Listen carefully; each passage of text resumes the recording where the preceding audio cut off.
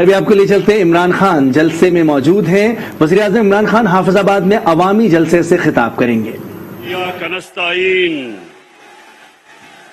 سب سے پہلے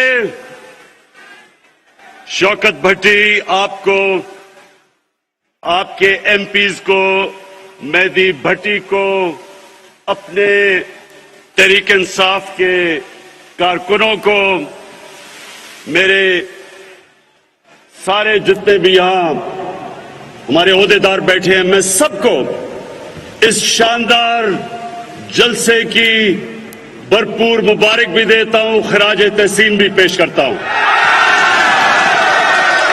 لیکن شوکت بھٹی،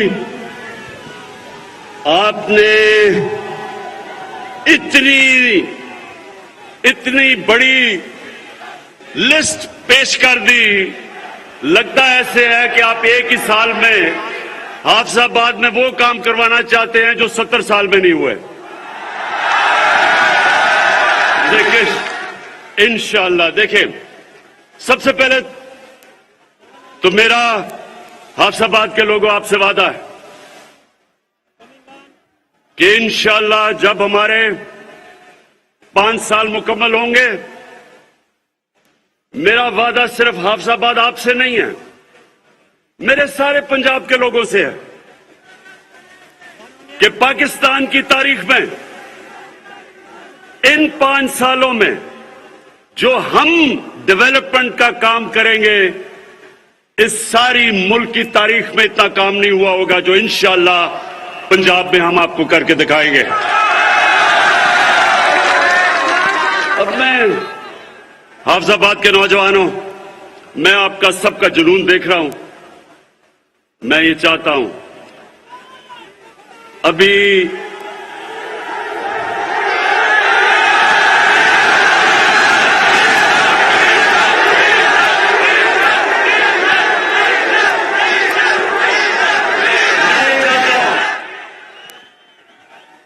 کہ یہ جو آج میں آپ سے بات چیت کرنے آیا ہوں، آپ نے بڑے تحمل سے اور آرام سے میری بات سنی۔ میں سب سے پہلے ایک چیز آپ سے پوچھتا ہوں، کیونکہ آپ باشعور لوگ ہیں، مجھے یہ بتائیں کہ عمران خان کو سیاست میں آنے کی ضرورت کیا تھی 25 سال پہلے؟ اللہ عمران خان کو سب کچھ دے چکا تھا، جو بھی میں زندگی میں چاہتا تھا اللہ وہ دے چکا تھا۔ میں صرف ایک وجہ سے آیا تھا، اور میں نوجوانوں آپ کے لیے، کیونکہ آپ اس ملک کا مستقبل ہے، میں یہ چاہتا ہوں بڑے غور سے آپ میری بات سنیں۔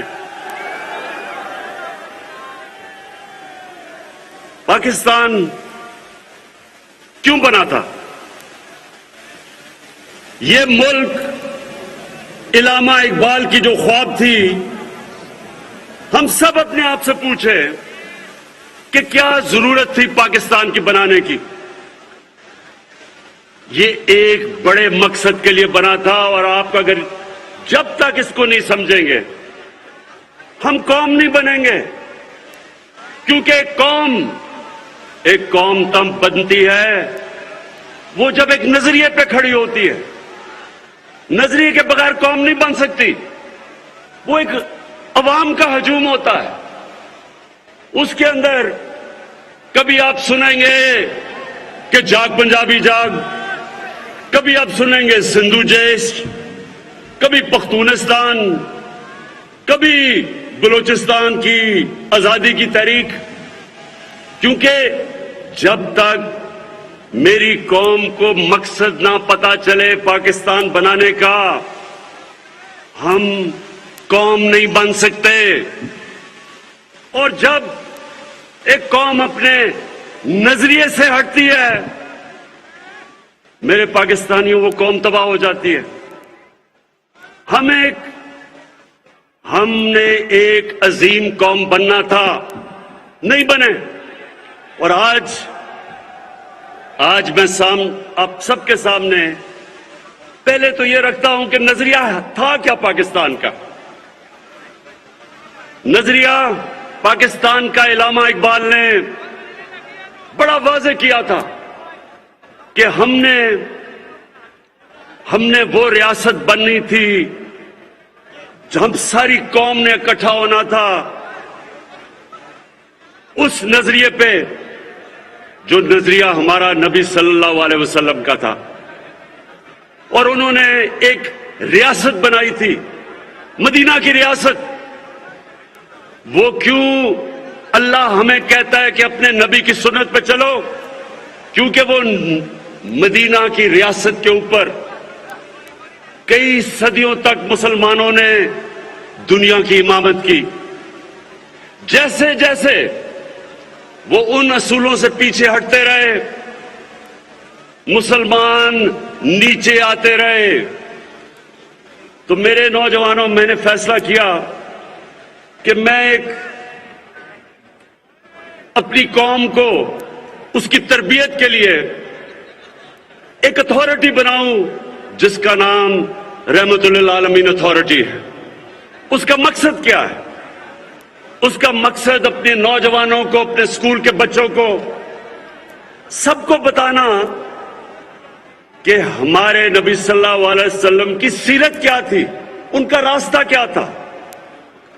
सबसे पहले आपने एक चीज समझनी है कि उनको रहमतुल आलमीन क्यों कहते थे? क्योंकि अल्लाह ने कहा था वो सब इंसानों के लिए, सिर्फ मुसलमानों के लिए नहीं, सब इंसानों के लिए रहमत बन के आए थे। उन्होंने मदीना की रियासत में इंसानों को इकट्ठा किया था। उसमें ईसाई भी थे, उसमें यहूदी भी थे, उसमें काफिर भी थे। उन सबको उन्होंने, इंसानों को इकट्ठा किया था एक नजरिए पे। और वो नजरिया ये था मदीना की रियासत में कि सबसे पहले रियासत में अदल और इंसाफ होगा। रियासत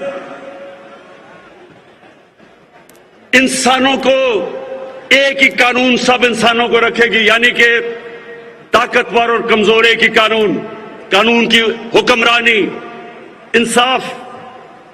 दूसरा रियासत में असूल था इंसानियत, फलाही रियासत, दुनिया की तारीख की पहली फलाही रियासत बनी थी। और तीसरी खुददारी, कि वो रियासत एक आजाद रियासत थी। और इन तीनों के ऊपर भी मैं बात करूंगा, लेकिन उन्होंने उससे अवाम के लिए अल्लाह ने मदीना की रियासत में जो कुरान की आयत थी, अमर बिल मारूफ व नही अनिल मुनकर, अल्लाह ने इंसानों को कहा कि रियासत की तो जिम्मेदारी इंसाफ देना, खुददार कौम, इंसानियत, फलाही रियासत, लेकिन अवाम की जिम्मेदारी क्या थी कि तुम अच्छाई के साथ खड़े होगे और बुराई के खिलाफ जहाद करोगे। ये समझ जाएं कि अल्लाह ने इंसान को ये इजाजत नहीं दी थी कि एक तरफ बुराई हो रही हो और आप इंसान कहे जी कि मैं तो किसी की तरफ भी नहीं हूं। ये मैं 25 साल से अपनी कौम को बता रहा हूं कि जब तक एक कौम बुराई के खिलाफ नहीं खड़ी होगी, उस कौम में बुराई बढ़ जाएगी, वो कौम आगे नहीं बढ़ेगी। जब एक कौम देखेगी कि जुल्म हो रहा है, जुल्म के खिलाफ नहीं खड़े होंगे, जुल्म बढ़ जाएगा। जब एक कौम देखेगी कि करप्शन बढ़ रही है और कौम कुछ नहीं करती, तो माशरे में करप्शन बढ़ जाएगी। जब हम आप देखते हैं कि माशरे में सेक्स क्राइम बढ़ती जा रही है, बच्चों से ज्यादतियां, रेप, ये माशरा इसका मुकाबला करता है।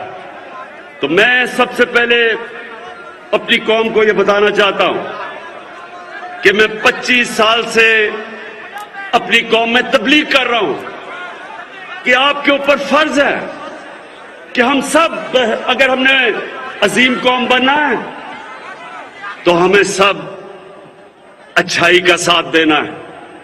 हम जब देखें کہ ملک کے نامور کرپٹ لوگ، مجرم، عدالتوں میں جن کے کیس، وہ جب سب کھڑے ہو کے ایک طرف کوشش کرتے ہیں کہ ملک کی ریاست کو گرانے کے لیے، پیسہ چلانے کے لیے، لوگوں کو خریدنے کے لیے، چوری کے پیسے سے لوگوں کے ضمیر خریدنے کے لیے، تو ریاست کی ذمہ داری ہوتی ہے اس کے خلاف آواز بلند کرنا، عوام کی ذمہ داری ہوتی ہے، عدلیہ کی ذمہ داری ہوتی ہے، الیکشن کی ذمہ داری ہوتی ہے، قوم مقابلہ کرتی ہے اس کا۔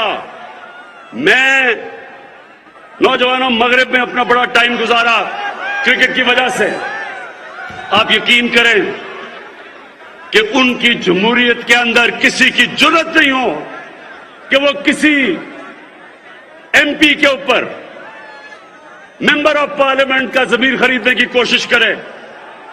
ان کی جرأت نہیں ہوتی، نہ ایم پی کی، ممبر پارلیمنٹ کی جرأت ہوتی ہے بکنے کی، کیونکہ انہیں پتہ ہے کہ وہ معاشرے میں نہیں اپنی شکل دکھا سکیں گے۔ ایک نوجوانوں یہ ذرا غور سے سنیں، یہ ساری زندگی باتیں آپ کو کام آئیں گی۔ امریکہ کے اندر ایک بڑا امیر آدمی تھا، اس کا نام برنی میڈوف تھا، بہت امیر آدمی تھا، سارے بڑے بڑے لوگ اس کو جانتے تھے، فلم سٹار وغیرہ سب جانتے تھے۔ وہ کرپشن میں پکڑا گیا۔ اب نوجوانوں یہ سنو اسے ہوا کیا؟ جب وہ کرپشن میں پکڑا گیا، اس کے بڑے بیٹے نے خودکشی کی، اس کا جو دوسرا بیٹا تھا وہ گھر سے نہ نکلا اور گھر بیٹھا بیٹھا ہی مر گیا بیماری میں۔ اس کی بیوی نے طلاق دی، اس کی بہن اور اس کے خامد نے خودکشی کی۔ کیوں؟ کیونکہ ان کو پتا تھا کہ معاشرے میں ان کی جگہ ختم ہو گئی، کوئی گھر نہیں ان کو بلائے گا، کوئی ان کے بچوں سے شادی نہیں کرے گا۔ یہ ہوتا ہے خوف۔ جب ایک قوم امر بالمعروف پہ کھڑی ہوتی ہے، خوف ہوتا ہے لوگوں کو کہ معاشرہ کیا کہے گا۔ تو میں اس لیے رحمت للعالمین اتھارٹی بنائی کہ ہم اپنے بچوں کو پڑھائیں، اسکول کے اندر بچوں کو سیرت نبی سے پڑھائیں، یونیورسٹی میں ریسرچ کروائیں، اس کے اوپر ڈبیٹس کروائیں، ملک کا کیریکٹر بنائیں۔ ایک جب مدینہ کی ریاست کھڑی ہوئی تھی تو ہمارے نبی صلی اللہ علیہ وسلم نے ان کا کیریکٹر، ان کو لوگوں کو اٹھا دیا تھا، اخلاقیات اٹھا دی تھی۔ اور اس لیے ایک تو یہ وجہ ہے کہ میں نے یہ اتھارٹی بنائی کہ سیرت نبی کی سیرت بچے بچے کو پتا ہو، پھر وہ جو مرضی کرنا چاہتا ہے کرے، لیکن ہم اپنی ریاست، اپنے لوگوں میں شعور پیدا کریں کہ ان کو پتا تو چلے کہ یہ ملک بنا کیوں تھا۔ ہم نے تو ایک مثال بنی تھی دنیا میں کہ ایک مثالی اسلامی ریاست کیا ہوتی ہے، یہ تو علامہ اقبال کی سوچ تھی۔ تو میں سب سے پہلے یہ کہنا چاہتا ہوں کہ میں 25 سال پہلے جب سیاست شروع کی تھی تو میں اس لیے نہیں آیا تھا کہ ٹماٹر کی کیا قیمت ہے اور آلو کی کیا قیمت ہے۔ میں اس لیے آیا تھا کہ میں پاکستانیوں کو ایک قوم بنانا چاہتا تھا۔ میں دیکھا کہ کیسے قائد اعظم کے بعد آہستہ آہستہ ہماری قوم دنیا میں اس کا وقار گرتا گیا۔ میں نے دیکھا کہ کیسے آہستہ آہستہ ہمارے جو حکمران تھے ان کو پتہ ہی نہیں تھا کہ ملک بنا کیوں ہے۔ قائد اعظم کے بعد کبھی بھی کوئی ایسی لیڈرشپ نہیں آئی جس نے لوگوں کو بتایا کہ یہ مقصد کیا تھا۔ جب پاکستان بننے کا یہ نعرہ لگا تھا کہ پاکستان کا مطلب کیا، تو لا الہ الا اللہ جو نعرہ تھا وہ اس میں فلسفہ تھا کہ کیسے ہم نے ایک غیرت مند اور عظیم قوم بننا ہے۔ تو میں دوسری بات کرتا ہوں کہ ہم قوم کیسے بنیں گے؟ ایک تو میں نے رحمت اللہ عالمین کا آپ کو کہا، دوسرا ہم نے فیصلہ کیا کہ ہم اپنی قوم میں ایک تعلیمی نصاب لے کے آئیں گے۔ ابھی تک انگریز کا بنایا ہوا نصاب کے انگلش میڈیم چھوٹے سے طبقے کے لیے، اچھی نوکریاں ان کے لیے، عوام کے لیے اردو میڈیم، پھر ایک طرف دینی مدرسے۔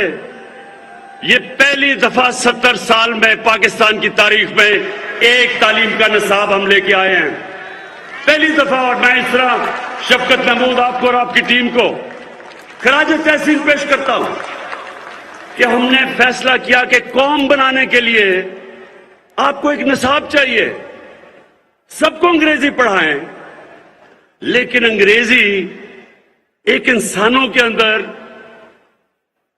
فرق کرنے کے لیے تو نہ ہو کہ جو پڑھا لکھا ہے وہ پہلے انگریزی بولے بتانے کے لیے کہ میں پڑھا لکھا ہوں۔ یہ اس لیے ہوا ہے کہ ہم نے کبھی اپنے نصاب کو ٹھیک نہیں کیا۔ تو انشاءاللہ یہ جو ہم نے کیا ہے، یہ ابھی شروع کیا 5 کلاسز تک، سب کو انگریزی پڑھائیں گے، لیکن سب کو ایک نصاب پڑھائیں گے۔ ہم نے اپنے دینی مدرسوں کو بھی، ان کو بھی ہم بیچ میں لے کے آ رہے ہیں کہ ان کو بھی اور سبجیکٹ پڑھائے جائیں، تاکہ ہمارے دینی مدرسے کے بچے بھی اوپر آ سکیں، وہ بھی جنرل بن سکے، ججز بن سکیں، ڈاکٹر بن سکیں۔ تو ساری قوم کو اٹھانے کے لیے سب سے پہلے تو تعلیم کے اوپر ہم نے کام کیا، پھر 26 لاکھ اسکالرشپس۔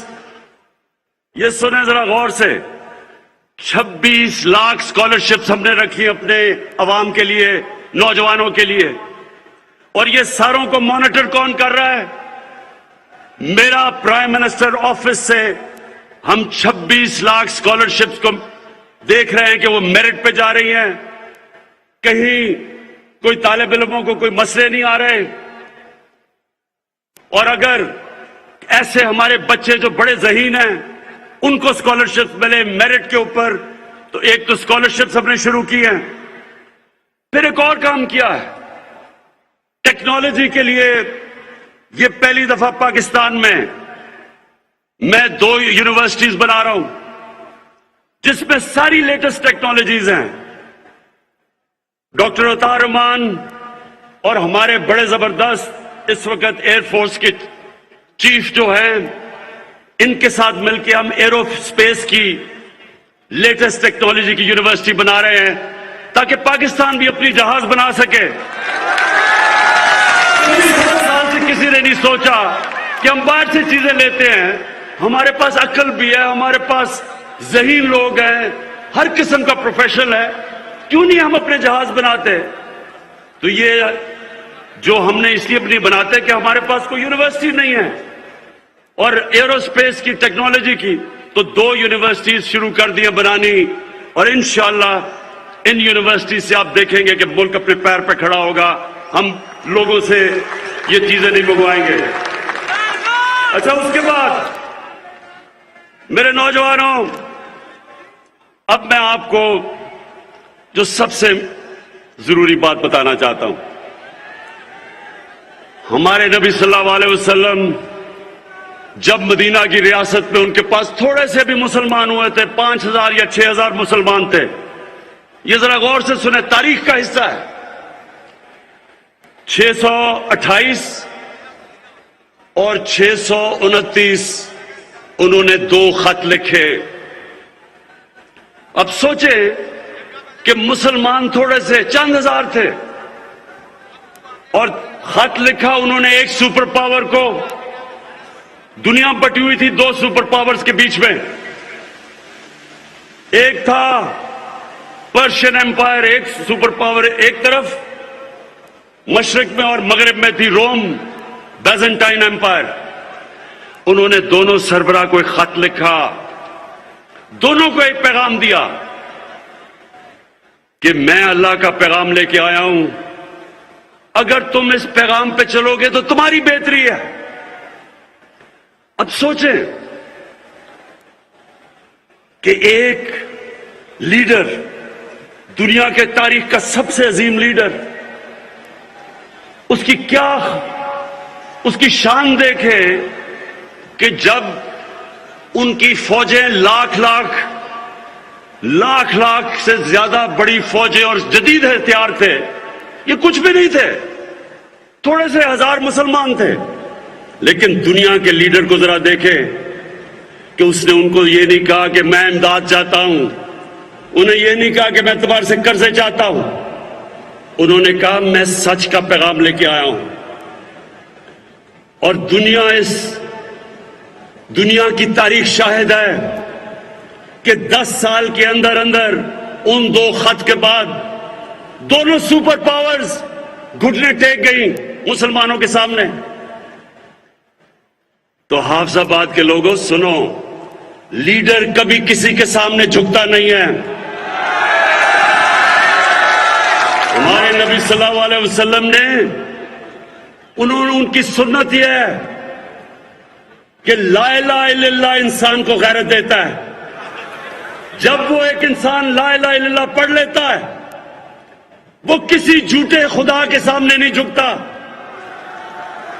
और हमारी बदकिस्मती कि हमारे जनाब यहां का प्राइम मिनिस्टर अमेरिकी सदर के सामने बैठता है, कांपे टांग रही होती हैं उसकी, हाथ में पर्ची पकड़ी हुई होती है कि कहीं मेरे मुंह से कोई गलत चीज ऐसी ना हो जाए कि अमेरिका का सदर नाराज ना हो जाए। जब एक मुल्क का लीडर इस तरह किसी के सामने टांगे कंपाता है, तो उसके बाद वो कौम को गिरा देता है, कौम गिर जाती है। कौम को तो लीडर उठाता है। हमारे यहाँ जो लीडर, सबसे अजीम लीडर कायदे आजम मोहम्मद अली जिन्ना, एक गुलाम हिंदुस्तान में आजाद लीडर था, एक आजाद इंसान था। उसको देख के मुसलमानों को फख्र होता था, कभी किसी के सामने नहीं झुकता था। और हमारी अभी क्या हुआ जरा ये सुने। यूरोपियन यूनियन के एम्बेसडर्स ने मिलके खत लिखा कि इमरान खान को और हमारी हुकूमत को रूस के खिलाफ बयान देना चाहिए। अब ये सारे प्रोटोकॉल के खिलाफ है, ये सारे डिप्लोमेटिक प्रोटोकॉल्स के खिलाफ है कि एम्बेसडर्स ओपन लेटर लिख दें। और मैंने उनकी सही तनकीद की। मैंने उनको यह कहा कि तुमने हिंदुस्तान से इस तरह जुर्रत है खत लिखने की, और किसी मुल्क को लिखोगे ऐसा खत? और मैंने ये पूछा कि हम एक आजाद मुल्क हैं, हम किसी के गुलाम नहीं हैं। हमारे यहां अब ये सुने, पहले तो 2-3 लोगों की स्टेटमेंट्स आ गई। फजल रहमान ने कहा जी बड़ा इमरान खान ने बड़ा जुल्म कर दिया है।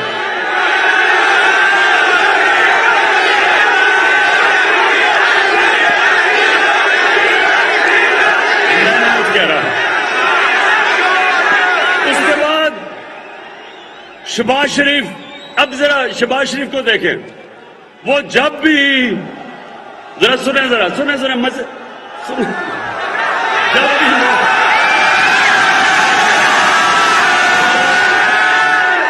देखते होंगे जब वो कोई बाहर का एम्बेसडर गोरा आता है उसके सामने, तो वो जल्दी से अपनी टाई कमीज पहन के ना तो अपना सूट पहन लेता है कि सर मैं भी आप ही की तरह हूं।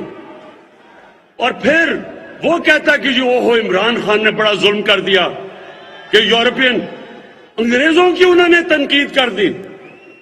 उसके बाद कांपे टांग रही। दलाल कहता है को हो इमरान खान ने पाकिस्तान पे जुल्म कर दिया। मेरे पाकिस्तानी जरा गौर से सुने, मैं इन सबसे बेहतर मगरब को जानता हूं। मेरी जिंदगी के कितने साल गुजरे, क्रिकेट खेलता था सारी दुनिया में। मैं मगरबी ज़हनियत को अंदर से जानता हूं। जो लोग उनके जूते पॉलिश करते हैं वो उनको हकारत से देखते हैं। جو لوگ اپنی قوم کے مفادات کے لیے کھڑے ہوتے ہیں وہ ان کی عزت کرتے ہیں. آپ نے دیکھا, سنو ذرا.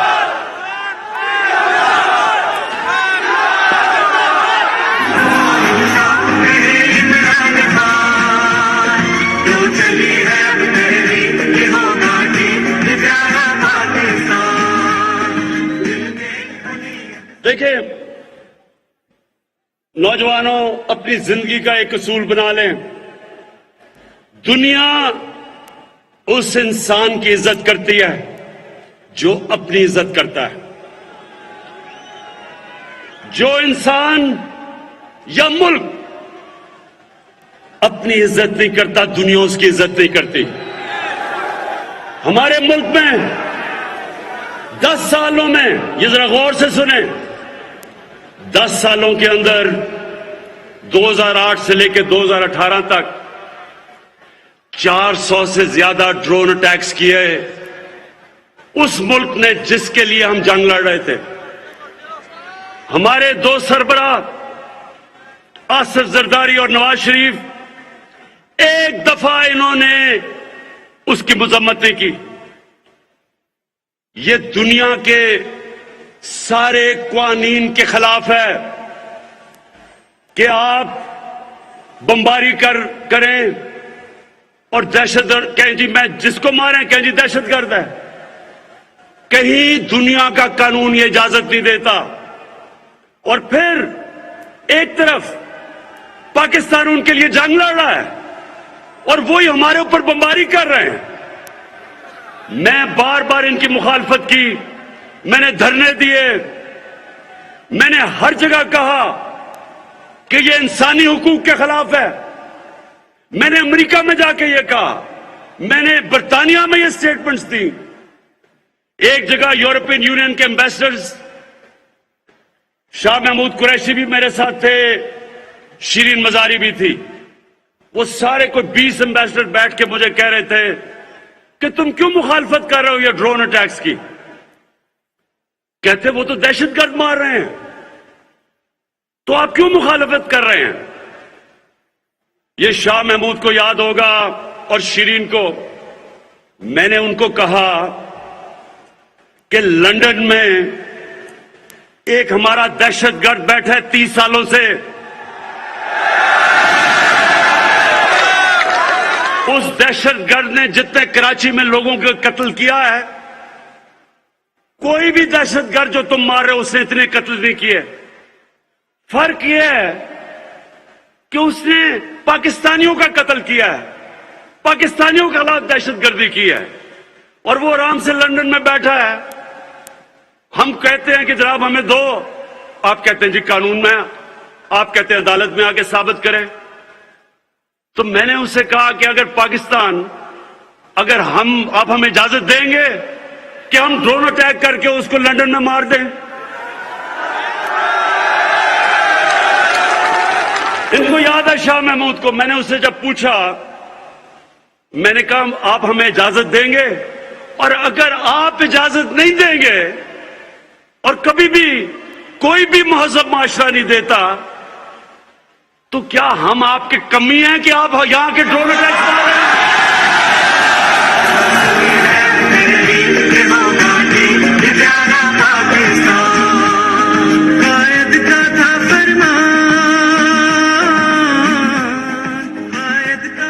پاکستانیوں, میں واضح کر دوں کہ میں سمجھتا ہوں کہ پاکستان کو دنیا میں ہر ملک سے اچھے تعلقات رکھنے چاہیے. امریکہ سے اچھے تعلقات رکھنے چاہیے, بہت بڑی پاور ہے, ہماری تجارت اس کے ساتھ ہے, ہمارے بڑے عظیم پاکستانی وہاں رہتے ہیں. لیکن میں 22 کروڑ پاکستانی کا وزیر اعظم ہوں. میری سب سے بڑی جو ذمہ داری ہے کہ میں اپنے پاکستانیوں کے حقوق کی حفاظت کروں, میں اپنے پاکستان کے مفادات کی حفاظت کروں. میں یہ کبھی اجازت نہیں دوں گا کہ کوئی آ کے فورن پالیسی ایسی ہو کہ ہم کسی کو خوش کرتے کرتے اپنے ملک کو نقصان پہنچائیں، میں یہ کبھی اجازت نہیں دوں گا۔ میں نے اب یہ ذرا غور سے سنیں، میں نے امریکی صدر کو ملنے گیا، آپ نے دیکھا بھی ہوگا ڈونلڈ ٹرمپ کو جب میں ملنے گیا، میں سب سے پہلے آپ کو بتاؤں کہ میں نے کم سے کم خرچہ کیوں کیا۔ میں کمرشل فلائٹ پہ گیا، میں ہوٹل میں بھی نہیں ٹھہرا، میں پاکستان کی ایمبیسی کے کمرے میں ٹھہرا۔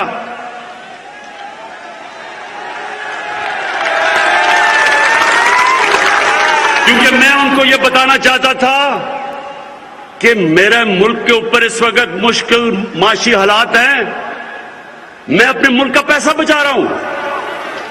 میں وہاں سوٹ پہن کے نہیں گیا، میں اپنی شلوار قمیض میں گیا۔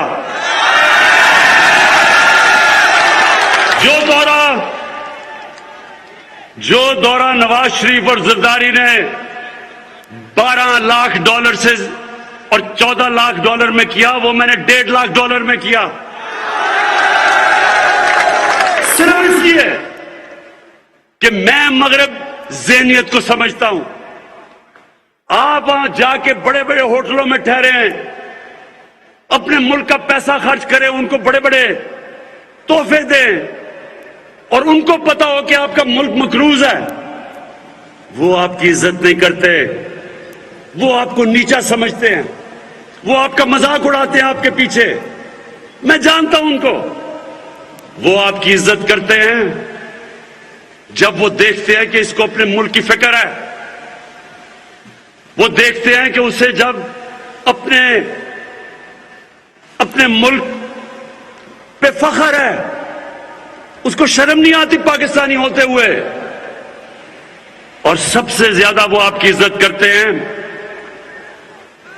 اور یہ سنیں ذرا غور سے، جب بھی میرے پاس کوئی باہر سے کوئی سربراہ ملک کا آتا ہے، کوئی فورن منسٹر آتا ہے، تو سنیں پاکستانیوں، میری ایجنسیز، میرا فورن آفس مکمل طور پہ اس کے اوپر بتاتا ہے کہ اس نے تعلیم کدھر حاصل کی، اس نے سیاست سے پہلے کیا کیا، اس کا پیشہ کیا تھا، اس نے پیسہ کیا بنایا، وہ ایماندار ہے یا نہیں، پورا میرے پاس اس کی ڈیٹیل آتی ہے اس کے ملنے سے پہلے۔ اسی طرح جب پاکستان کا سربراہ جاتا ہے باہر کے ملک میں، تو ان کے پاس ہر چیز اس کے اوپر آ جاتی ہے کہ اس کی تعلیم کیا ہے، اس کی سیاست میں کیا اس کا پوزیشن ہے، کیا یہ ایماندار ہے یا نہیں۔ اور جب ان کو یہ پتا چلتا ہے کہ ہمارے وزیر اعظم کی اربوں ڈالر کی پراپرٹیز باہر پڑی ہیں، یہ یاد رکھیں کہ ان کی ایجنسیز مکمل طور پہ بتا دیتے ہیں کہ ان کے پیسے کدھر ہیں، ان کی لندن میں تو کیا پاکستان میں بھی کوئی پراپرٹی نہیں، ان کو سب پتا چل جاتا ہے۔ ان کے پاس ایک ایک چیز ہوتی ہے۔ اس لیے اگر اللہ نے مجھے باہر عزت دی تو ان کو سب کو پتا ہے کہ میرا کوئی پیسہ باہر نہیں پڑا، ان سب کو پتا ہے کہ میں نے اپنے ملک سے کرپشن نہیں کی، وہ آپ کی عزت کرتے ہیں۔ اور اللہ کا شکر ہے، اللہ کا شکر ہے کہ چائنا میں گئے، انہوں نے ہماری عزت کی۔ آپ نے دیکھا ہوگا کہ انہوں نے ریکارڈ ٹائم پہ، حافظ آباد یہ یاد رکھو، ریکارڈ ٹائم میں چائنا نے ہمیں فائٹر جہاز دیے، J-10C، جو آپ کو پتا ہونا چاہیے کہ یہ 1982 کے بعد پاکستان کے پاس اس طرح کے جہاز آئے ہیں، اور یہ ہمارے تحفظ کے لیے۔ اور جو لگنے تھے 2 یا 3 سال، 7 مہینے میں انہوں نے ہمیں یہ JC-10 کی اسکواڈرن دی ہے۔ یہ F-16 کے بعد سب سے بڑا پاکستان کی حفاظت کے لیے چائنا نے دیا ہے، کیونکہ عزت کرتے ہیں۔ ہم روس گئے, 3 گارڈ آف آنر دیے اس نے, روس کے پریزیڈنٹ نے ہمیں عزت دی, اس نے ہمیں. میں جب صدر ٹرمپ سے ملنے گیا, اس نے عزت کی. اس نے ایسے, اسے پتا تھا کہ یہ آدمی 2 نمبر نہیں ہے. جب وہ ہمارے پچھلوں سے ملتے تھے تو اس لیے یہ بیچارے ان کے سامنے گرے ہوئے ہوتے تھے. تو دیکھیں, قوم کی عزت اس کا پرائم منسٹر ہوتا ہے, اس کا سربراہ ہوتا ہے. جب وہ جھکتا ہے وہ قوم کی ساری عزت نفس تباہ کر کے رکھ دیتا ہے. تو میں نے آپ سے 25 سال پہلے اپنی قوم سے کہا تھا کہ نہ میں کبھی کسی کے سامنے جھکا ہوں, اور انشاءاللہ کبھی اپنی قوم کو کسی کے سامنے جھکنے نہیں دوں گا. 22 تاریخ کو 15 سال کے بعد اسلامک ملکوں کی یعنی OIC کی کانفرنس ہو رہی ہے اسلام آباد میں. 15 سال کے بعد سارے مسلمان ملکوں کے فورن منسٹرز آ رہے ہیں پاکستان میں. تو یہ ہمارا ملک, ہماری تعلقات سب سے ہیں, سب سے رکھنا چاہتے ہیں. اور میں آپ کو یہ واضح کر دوں کہ ہم سب سے تعلقات رکھیں گے, لیکن اپنے ملک کے مفادات کے اوپر کبھی کمپرومائز نہیں کریں گے. اب میں آتا ہوں مدینہ کی ریاست, ذرا سنیں, آخر میں پہنچ رہا ہوں. میں صرف بتانا چاہتا ہوں کہ جو ہم نے کیا ہے آج تک پاکستان کی تاریخ میں قوم بنانے کے لیے کسی نے نہیں کیا. مدینہ کی ریاست فلاحی ریاست تھی.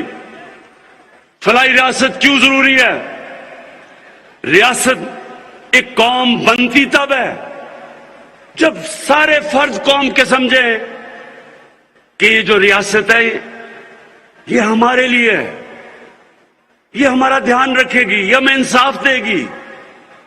اگر ہمیں مشکل وقت آئے, گھر میں بیماری ہو, تو ریاست میرا دھیان رکھے گی.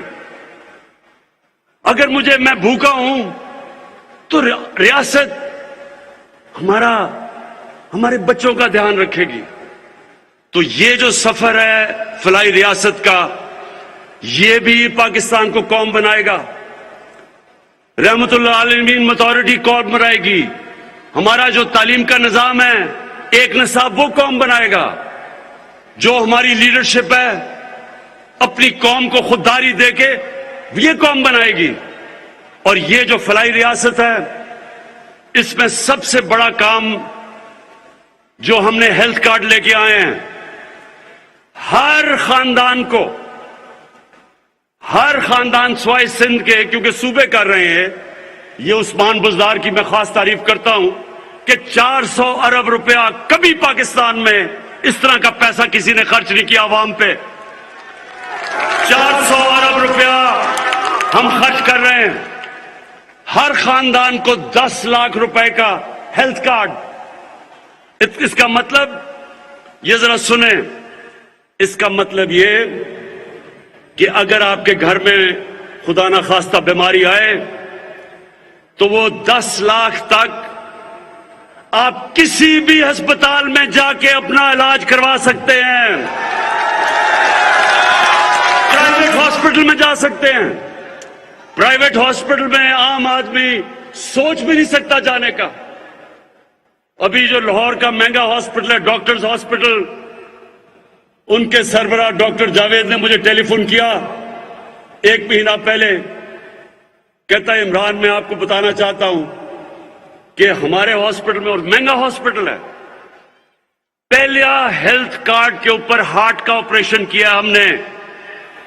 ایک غریب آدمی, ایک ڈرائیور گیا وہاں, دل کی بیماری تھی, ہیلتھ کارڈ کے اوپر پرائیویٹ ہاسپٹل میں اس کا مفت علاج ہوا.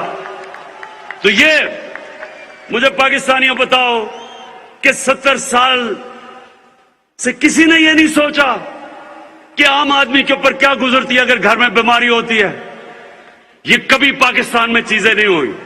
پھر پناہ گاہ, میں جب لاہور کے وہ پرانا جو لاہور کا راوی کا پل تھا, جب اس سے آتا تھا داتا صاحب کی طرف, تو وہ جو بیچ میں سڑک کے بیچ میں جو جگہ تھی، ہمیشہ میں دیکھتا تھا کہ بیچارے لوگ سو رہے ہیں اس کے اوپر، مزدور سو رہے ہیں اس کے اوپر، ٹرک گزر رہے ہیں رات کو، بسیں گزر رہی ہیں، دھواں آ رہا ہے، مٹی آ رہی ہے۔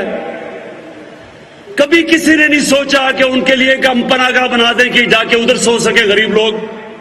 کبھی کسی نے نہیں سوچا، کبھی کسی میں یہ رحم نہیں آیا کتنا پیسہ لگتا ہے۔ کم از کم سوچے تو صحیح کہ مزدور بیچارے باہر سے آتے ہیں شہر میں کام کرنے کے لیے، اپنے بیوی بچوں کا پیٹ پالنے کے لیے، تو پیسے بچانے کے لیے بیچارے سڑک پہ سو جاتے ہیں تاکہ جو بھی ہم پیسہ بچائیں گے تو ہم بچوں کو، بیوی بچوں کو بھیج سکیں۔ لیکن کبھی ریاست میں کسی نے نہیں یہ سوچا، کیونکہ احساس ہی نہیں ہے۔ ہم نے پہلی دفعہ، میں آپ کو بتاؤں، پناہ گاہ کے اب ہم سارے پاکستان میں بنا رہے ہیں ماڈل۔ ہم ایسا کیسا کر رہے ہیں کہ پناہ گاہ اس کے اندر ایک بنے گی پناہ گاہ جدھر لوگ رات کو سو سکتے ہیں، کھلی ہوئی ہیں، لیکن اس کو اور بہتر اب کر رہے ہیں۔ ان کو غسل خانے، نہا سکتے ہیں، ان کو کھانا ملے گا 2 وقت کا، مفت کھانا کھائیں گے تاکہ ان کو کرائے پہ پیسہ خرچ نہ ہو، تاکہ کھانے پہ پیسہ خرچ نہ ہو، اور جو بھی مزدوری کا پیسہ ہو وہ اپنے بیوی بچوں کو بھیج سکے۔ اور ان پناہ گاہوں کے ساتھ ساتھ اب ہم دکانیں بنائیں گے، دکانوں سے آمدنی آئے گی، پناہ گاہ کا خرچہ جائے گا، اس کے ساتھ احساس سینٹر کھولیں گے، ان کی ٹریننگ کروائیں گے، تو انشاءاللہ یہ فلاحی ریاست کی طرف پورا ہمارا راستہ ہے۔ پھر کامیاب پاکستان، شہروں کے اندر اور دیہاتوں میں 20 لاکھ خاندانوں کے اوپر ہم کیا کر رہے ہیں؟ سود کے بغیر 5 لاکھ قرضہ، اپنی بزنس شروع کر سکیں، اپنے کسان اپنے کھیت پہ لگا سکیں۔ 20 لاکھ روپیہ سود کے بغیر قرضہ دے رہے ہیں، اپنا گھر بنا سکیں۔ اس کے علاوہ ٹیکنیکل ایجوکیشن، یہ سارا ایک خاندان کے لیے ٹیکنیکل ایجوکیشن دے رہے ہیں۔ پھر یہ پہلی دفعہ، یہ ساری چیزیں پاکستان میں پہلی دفعہ ہو رہی ہیں۔ پھر اب سب سے زیادہ ایک انسان کیا چاہتا ہے کہ میرے سر کے اوپر چھت ہو، اپنا گھر ہو۔ اب شہروں کے اندر اتنا مہنگا گھر بنانا، لوگ عام آدمی گھر ہی نہیں بنا سکتے۔ ہماری یہ کچی آبادیاں بڑھتی جا رہی ہیں کیونکہ لوگ اپنا گھر نہیں بنا سکتے۔ تو پہلی دفعہ آپ سنو میرے پاکستانیوں، پہلی دفعہ ہم نے بینکوں کے ساتھ مل کے، حکومت نے بھی پیسہ ڈالا ہے، بینکوں نے پہلی دفعہ قرضے دینے شروع ہوئے ان لوگوں کو، مزدوروں کو، ویلڈر کو، موچی کو، درزی کو۔ اور کیسے قرضے؟ اب کیا کیا ہم نے؟ جو وہ کرائے کا جو قسط دیتے تھے 1 مہینے کی کرائے کے لیے، اسی قسط کو ہم نے بینکوں سے قرضہ لے لیا، بجائے کرایہ دینے کے وہ بینکوں کو قسط دیتے ہیں اور گھر ان کا اپنا ہو جاتا ہے۔ اب تک 60 ارب روپے پاکستان کی تاریخ میں پہلی دفعہ بینکوں نے یہ چھوٹے لوگوں کو قرضے دیے ہیں۔ اس سے پہلے صرف پیسے والوں کو قرضے ملتے تھے، اور انشاءاللہ میرا اس کو ہم بڑھاتے جائیں گے، اور میری خواب یہ ہے کہ میرے عام لوگوں کے لیے ہم سستے قرضے دیں تاکہ وہ اپنے گھر بنا سکیں۔ پھر ہم مہنگائی کا دور ہے، احساس راشن اب ہم شروع کر رہے ہیں۔ 2 کروڑ خاندان کو ہم پیسہ دے رہے ہیں، وہ جا کے گھی، آٹا اور چینی 30% اس کے اوپر ان کو رعایت ملے گی کریانہ سٹور سے۔ یہ پورے پاکستان میں 2 کروڑ خاندان کے لیے ہم کر رہے ہیں۔ اور اس کے بعد یہ سنیں ذرا، یہ سنیں میرے نوجوانوں، جو مجھے سب سے زیادہ خوشی ہے، ہم نے ریکارڈ ٹیکس اکٹھا کیا۔ پہلی دفعہ پاکستان کے لوگوں نے اتنا ٹیکس دیا۔ اس ٹیکس سے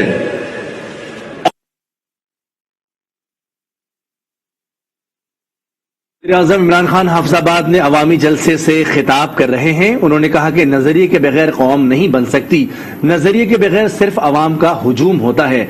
जुल्म के खिलाफ खड़े नहीं होंगे तो जुल्म बढ़ जाएगा, करप्शन के खिलाफ खड़े नहीं होंगे तो करप्शन बढ़ेगी।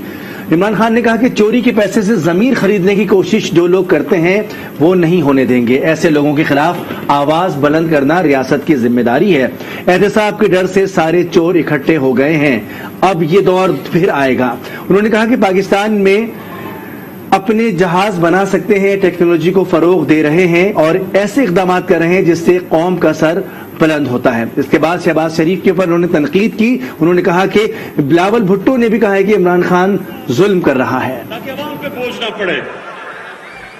और इंशाअल्लाह जैसे जैसे मेरी कौम टैक्स देती रहेगी वैसे वैसे मैं आपके ऊपर पैसा खर्च करता रहूंगा, बोझ आपका कम करता रहूंगा। और मैं अब माइशत के ऊपर आ रहा हूं। ये जरा मेरी गौर से सुने, मैं आखिर अब तकरीर खत्म करने वाला हूं, ये जरा गौर से सुने अब बात। 100 साल में एक दफा इतना बड़ा अजाब है जो कोरोना है। 100 साल में इतना बड़ा बुरहान आया दुनिया के अंदर। जब बुरहान आया तो मेरे पाकिस्तानियों, सारी दुनिया ने लॉकडाउन लगा दिए, सारा कारोबार बंद कर दिया, लोगों को घरों में बंद कर दिया। हिंदुस्तान ने भी कर दिया। मुझे सबने कहा कि आप भी पाकिस्तान में लोगों को बंद कर दें। मैंने बार बार लोगों से एक सवाल पूछा कि मुझे बताओ कि अगर मैं लॉकडाउन लगाऊंगा मेरे दिहाड़ीदार का क्या बनेगा, टैक्सी ड्राइवर का क्या बनेगा, रिक्शा ड्राइवर का क्या बनेगा, छाबड़ी वाले का क्या बनेगा। जो आदमी पैसा कमाता है और अपने बच्चों को पालता है, जो दिहाड़ी कमा के बच्चों को खाना देता है, उसका क्या बनेगा। सिंध ने मेरी बात नहीं मानी, सिंध हुकूमत ने लॉकडाउन लगा दिया। मुझे बुरा भला कहा गया। सारी ऑपोजिशन पार्टीज की तकरीरें मौजूद हैं, हर जगह उन्होंने कहा कि इमरान खान मुल्क को मरवा देगा। तो मेरे हाफिजाबाद के नौजवानों, अल्लाह का करम हुआ कि आज 2 साल के बाद सारी दुनिया ये कह रही है कि जो इमरान खान और पाकिस्तान ने कोरोना पे जो उन्होंने हिकमत अमली की थी वो दुनिया में सबसे अच्छी है। दुनिया आज हमारी हिकमत अमली पे चल रही है। तो मैं सिर्फ आपको ये कहना चाहता हूं कि अगर हम इतने नाहिल थे तो सबसे मुश्किल वक्त में जो पाकिस्तान ने हिकमत अमली इख्तियार की, दुनिया ने उसकी तारीफ की। वर्ल्ड हेल्थ ऑर्गेनाइजेशन ने, वर्ल्ड इकोनॉमिक फोरम ने, इकोनॉमिस्ट ने पाकिस्तान को दुनिया के टॉप 3 मुल्कों में रखा। हमने अपने मुल्क अवाम को भी बचाया, अपनी माइशत को भी बचाया। और कोरोना के दौर में पाकिस्तान की माइशत माशाअल्लाह अल्लाह के करम से 5.6% पे बढ़ी। 5.6%। सब दंग रह गए। हमारी रिकॉर्ड, ये जरा सुने, रिकॉर्ड एक्सपोर्ट, टेक्सटाइल की रिकॉर्ड एक्सपोर्ट, बाहर से पाकिस्तानियों ने जो पैसे भेजे रेमिटेंसेस वो रिकॉर्ड, हमारी कंस्ट्रक्शन के अंदर 1500 अरब रुपया आया वो रिकॉर्ड, हमारा आईटी के अंदर एक्सपोर्ट वो रिकॉर्ड। 4 बड़ी जो हमारी फसलें थी, गंदम, गन्ना, चावल और मकई, चारों में रिकॉर्ड हुआ। और अब इंशाल्लाह जो हमने इंडस्ट्रियल पैकेज दिया है, ये मेरी अब पेशेंट को ही सुन लो, जो हमने अब इंडस्ट्रियल पैकेज दिया, आप देखेंगे कि ये पाकिस्तान को बिल्कुल एक तब्दील करके एक अजीम मुल्क बना देगा। हमें दुनिया में, और ये सुन लो आखिरी 2 चीजें, हमने जो मौसम की तब्दीली के ऊपर कदम उठाए, बरतानिया के प्राइम मिनिस्टर ने यूनाइटेड नेशंस में पाकिस्तान को कहा कि पाकिस्तान मिसाल है, पाकिस्तान वो मुल्क है जो दुनिया को दिखा रहा है کہ موسم کی تبدیلی یعنی کلائمیٹ چینج کا کیسے مقابلہ کرنا ہے. پھر 50 سال میں حافظ آباد کے لوگوں، آپ یہاں زیادہ تر کسان ہو، 50 سال میں پہلی دفعہ پاکستان میں ڈیمز بنی ہیں. 10 ڈیمز بنا رہے ہیں ہم.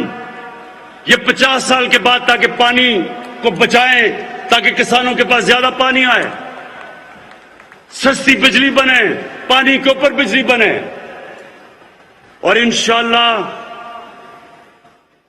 3 سال میں پہلی مومن ڈیم کمپلیٹ ہو رہی ہے، اس کے بعد داسو ڈیم اور اس کے بعد بادشاہ ڈیم. اس سے پاکستان میں جو پانی کا ہم جو ریزروائر ہے وہ دگنے ہو جائیں گے، یعنی پانی ہمارے پاس دگنا ہو جائے گا آج سے. اور انشاءاللہ یہ کسانوں کے لیے بڑی خوشخبری ہے. میں آخر میں میرے حافظ آباد کے لوگوں، میں آپ کے سامنے آخر میں ایک بات کہتا ہوں کہ میرا یہ ایمان ہے کہ ہمارا ملک ایک بہت عظیم ملک بننے جا رہا ہے. یہ وہ ملک ہے جو 27ویں رمضان کو بنا تھا. یہ وہ ملک ہے جس نے دنیا کو بتانا ہے کہ صحیح معنی میں جو نبی صلی اللہ علیہ وسلم کی سنت تھی، مدینہ کی ریاست، وہ کیسے، اس کے کیا اصول تھے. ہم نے دنیا میں مثال بننا ہے. ہم نے خوددار قوم بن کے سامنے آنا ہے اور ہم نے دنیا کو یہ ثابت کرنا ہے کہ کدھر سے جس طرح مدینہ کی ریاست میں مسلمان اٹھے تھے، اسی طرح یہ ملک ان اصولوں کے اوپر چل کے ایک دنیا کا عظیم ترین ملک بنے گا. اور انشاءاللہ یہ جو ہمارے سامنے ہمیں دھمکیاں ملتی ہیں، ابھی یہ جو ہندوستان کا ایک مسائل بھی آ گیا، پاکستان نے بڑی حکمت سے اس کا جواب دیا، حالانکہ ہم اور بھی کچھ کر سکتے تھے. لیکن آج میں آپ کو کہہ دوں، ہمارا ملک وہ ہے جو اپنی دفاع کر سکتا ہے، جو اس وقت صحیح راستے پہ چلا گیا ہے، جس کی معیشت صحیح جا رہی ہے، اور جو انشاءاللہ اگلے 1.5 سال ہوں گے اس میں آپ دیکھیں گے کہ یہ ملک ادھر پہنچ جائے گا جو اگر ہم 1947 میں صحیح معنی پہ چل پڑتے تو آج ہم کہاں کے کہاں پہنچ چکے ہوتے. اور حافظ آباد کے لوگوں اور نوجوانوں، اس کی کوئی فکر نہ کریں کہ یہ جو سب اکٹھے ہو کے کوشش کر رہے ہیں کہ حکومت گر جائے گی، یہ آپ کے سامنے ہوگا. آنے والے دنوں میں آپ سب دیکھیں گے کہ یہ بجائے حکومت کے گرنے کے یہ جو 3 چوہے نکلیاں کرنے چلے شکار، ان تینوں کا انشاءاللہ آپ شکار ہوتے دیکھیں گے. پاکستان پائندہ باد.